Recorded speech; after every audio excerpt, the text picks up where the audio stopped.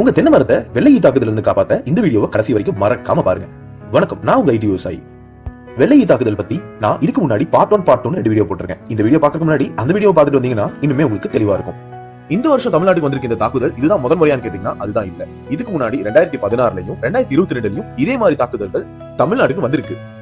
2016ல இந்த தாக்குதலுக்கு தமிழ்நாடு வேளாண் துறை பல சொல்யூஷன்ஸ் கொண்டு வந்தாங்க.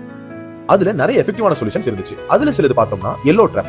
ஒரு எல்லோ கலர் டார்பாலின்ல ஒற்றை மாதிரியான திரவங்களை தேய்க்கணும். உதாரணத்துக்கு விளக்கெண்ண கூட நம்ம தேய்ச்சிக்கலாம். அதை 2 மரத்துக்கு நடுவுல கட்டி விட்டோம் அப்படின்னா அந்த எல்லோ கலருக்கு அந்த வெள்ளை பூச்சியில அட்ராக்ட் ஆகி பறந்து வந்து அதுல ஒட்டி செத்து போயிடும்.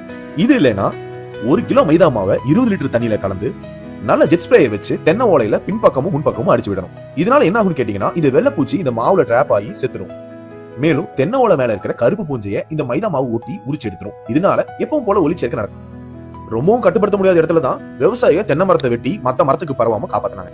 இப்ப நான் சொன்னது மட்டும் இல்லாம வேப்ப புண்ணாக தண்ணியில கரைச்சு இலை கடிக்கிறது, வேப்ப எண்ணெய் அடிக்கிறது, கெமிக்கல் பெஸ்டிசைட்ஸ் யூஸ் பண்றதுன்னு நிறைய சொல்யூஷன்ஸ் கொடுத்தாங்க. ஆனா எதுவுமே நிரந்தரமா இல்ல. ஒரு 3 மாசம் 4 மாசத்துக்கு அப்புறம் நம்ம மீண்டும் அதை பண்ற மாதிரி தான் இருந்துச்சு. அந்த மருந்தோட வீரியம் குறைஞ்சோன இந்த பூச்சிங்க மீண்டும் அந்த இடத்துக்கு வந்துடும். இந்த தென்னை விவசாயிகளோட வில்லனான இந்த ரூகோஸ் வெள்ளையோட தாக்குதல்ல இருந்து எங்களை காப்பாத்த யாருமே இல்லையா அப்படின்னு எல்லாம் தேடிட்டு இருக்கும் போதுதான் தமிழ்நாடு வேளாண் பூச்சியியல் துறையில இருந்து ஒரு ஹீரோவை இன்ட்ரோடியூஸ் பண்றாங்க. அவன் தான் ரிசோஃபெர்லா. ரிசோஃபெர்லா அப்படிங்கிறது அது ஒரு ஊன் விழுங்கி பூச்சி.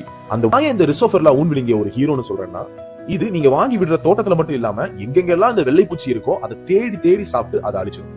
வெள்ளை பூச்சிகள் எந்த அளவுக்கு இனப்பெருக்கம் பண்ணுதோ அதே மாதிரிதான் இந்த ஊன் விழுங்கிகளும் அதுக்கான இனப்பெருக்கத்தை பண்ணி இந்த வெள்ளை பூச்சிகளை முற்றிலும் அழிச்சிடும். இதை பத்தி ஏன் இவன் இவ்வளவு கூறான்? ஒருவேளை இவன் தோட்டத்திலையும் எஸ் நீங்க நினைக்கிறது கரெக்ட் தான். அது ஏன் தோட்டத்தை விட்டு வைக்கல ஃப்ரெண்ட்ஸ்.